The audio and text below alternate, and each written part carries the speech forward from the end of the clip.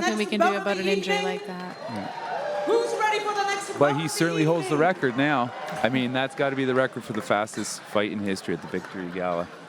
Yes. When you tell your friends what you did this weekend, I bet you it's better than what they did this weekend. Your third match of the evening, proudly sponsored by the General Contractors Association of Toronto.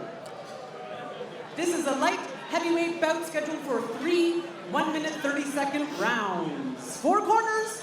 Let's hear about our next fighters. All right, let's get into it. Fighting out of the red corner, standing 5 feet 9 inches and weighing in at 185 pounds, hailing from Regent Park, Toronto, and representing Kingston Boxing Gym.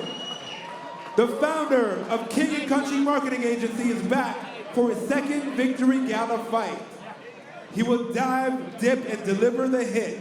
He's not on any most wanted list, but you should still beware of his lethal fist. Please welcome to the ring, Dave the Dangerous McGregor. Here we have Dave McGregor coming to the ring. So Dave McGregor grew up in Toronto in Regent Park, and he was an at-risk youth. And I was speaking to him a little bit before the fight tonight, and he said he himself would have benefited greatly from an organization like the Pinball Clemens Foundation. And so he's proud to contribute to giving these kids a leg up because he knows standing 5 feet 11 inches tall, how that help can certainly help youth like he was. From Toronto's East End and representing the Inside X Boxing Gym. The power he's supplying is electrifying. Welcome to the ring, Will the Electrician England.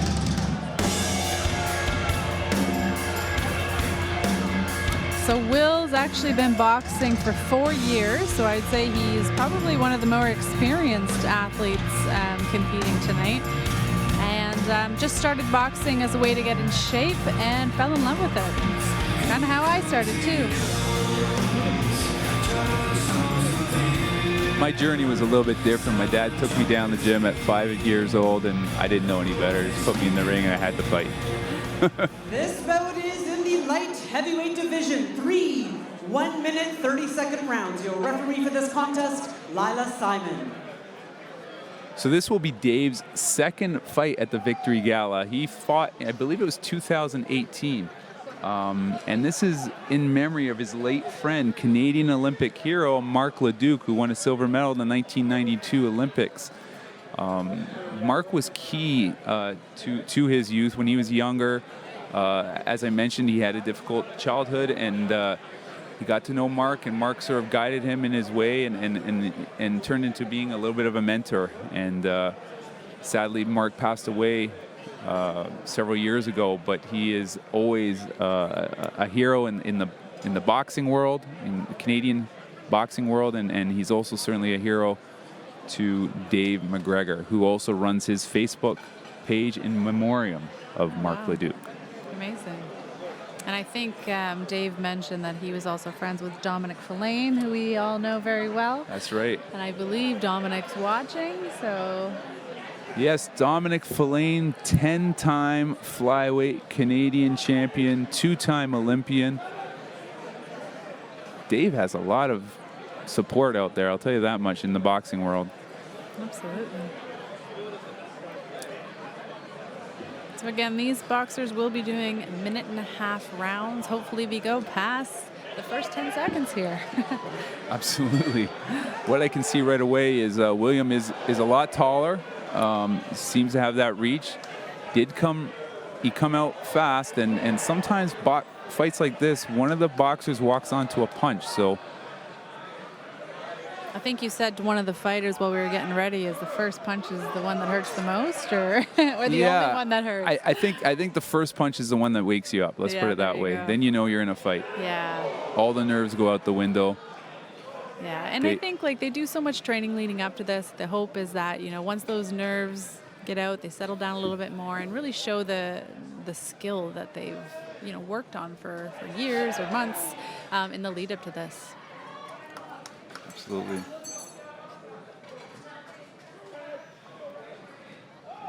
And that was a nice combination by Dave. He set it up with double jab right hand.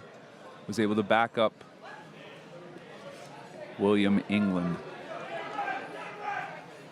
So some of the things that the officials will be looking for, if you're watching this and maybe never watched boxing, the officials are going to be looking for, you know, the person who starts the combinations, finish the combinations. Obviously, it's about hitting and not getting hit.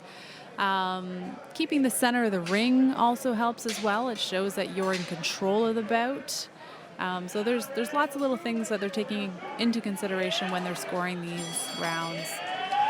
There you go. That's round one, and I'll tell you that's going to be a tough round to score. I can't pick a winner. That's why we have the experts at ringside.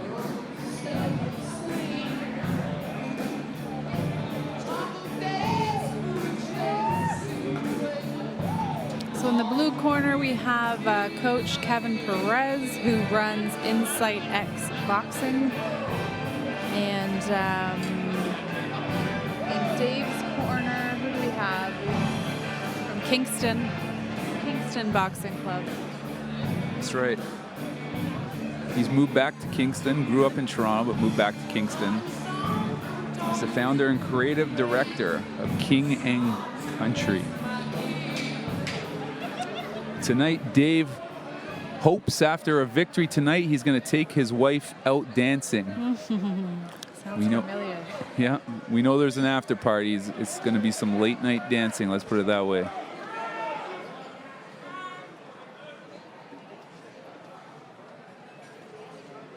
Pretty sure that was George Chavallo's line, wasn't it, when he would when he had his fights? That's right, with Muhammad Ali. I think the story goes that after 15 rounds of boxing, Muhammad Ali went to the hospital, and George Chavallo took his wife out dancing. There you go.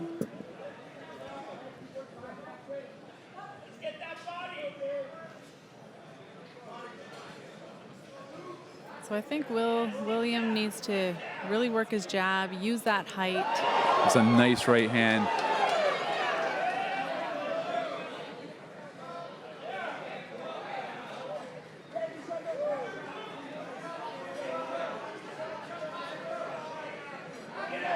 Mandy, maybe you can talk a little bit about what the judges are looking for when they're scoring. It is a little bit different from professional boxing, where professional boxing, the most important criteria are effective punches landed. And that's pretty much the number one criteria in professional boxing. But amateur boxing is a little bit different. Did you want to talk a little bit about that? Yeah, I mean, I would say it's definitely moved closer, I think, to professional boxing because we are using the 10-9 system now. So yeah, they're looking for clean punches landed to the head or the body. You know, they want to see those punches land with power, so turning them over.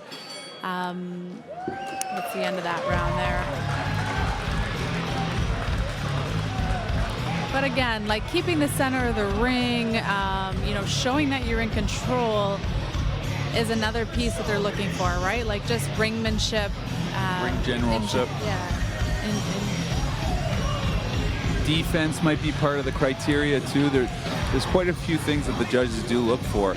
I've noticed how amateur boxing has changed significantly from even when I boxed, which was sort of a long time ago, but 23 years ago was the last time I stepped in the ring. But back then, the referees actually stepped in quite a bit more. They would stop the action. Now they seem to let the action go a lot more.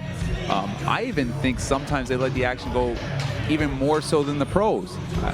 It's just what I see. So, yo, it is the third and final round. Make some noise. Let's get it.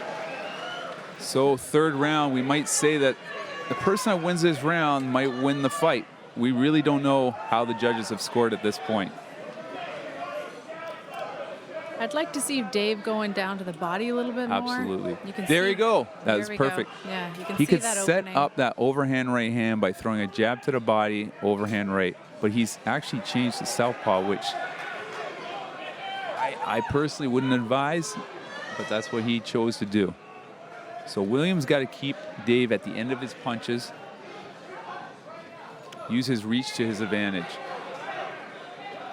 Oh. Yep, they're both exchanging good shots. They're coming back. So again, it's a minute and a half. They got to be busy. They got to keep those hands moving. Again, anytime your opponent throws one, you got to come back with two. Absolutely. All the weeks of training, everything comes down to pretty much these last 30 seconds. A good right hand by William England.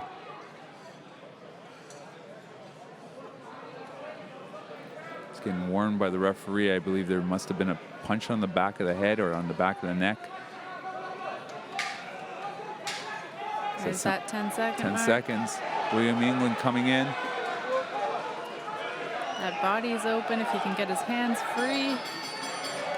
Great match by both these athletes. Both of these athletes gave a tremendous showing there. They gave it their all.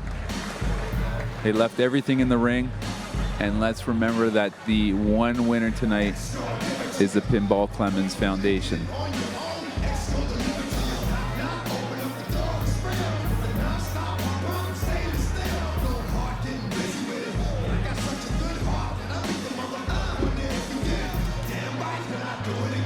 Right now, the judges are accumulating the scores, and shortly we will have the decision from our ring announcer, Yvette Raposo.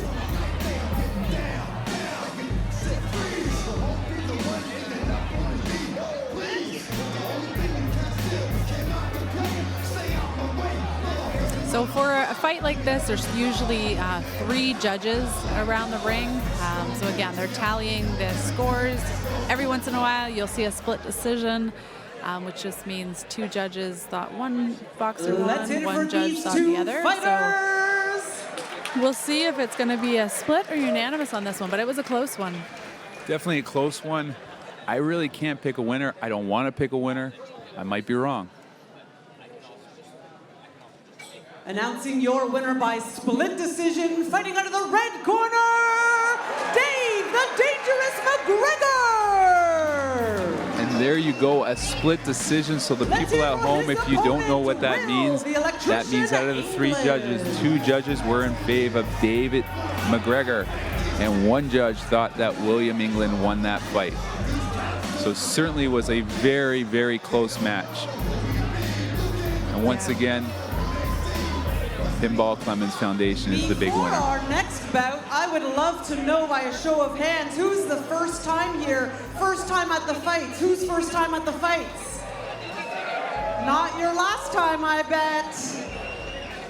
By the way, you too can compete in this event. You too can be standing center ring, raising funds for a great cause. 2024, it's calling you.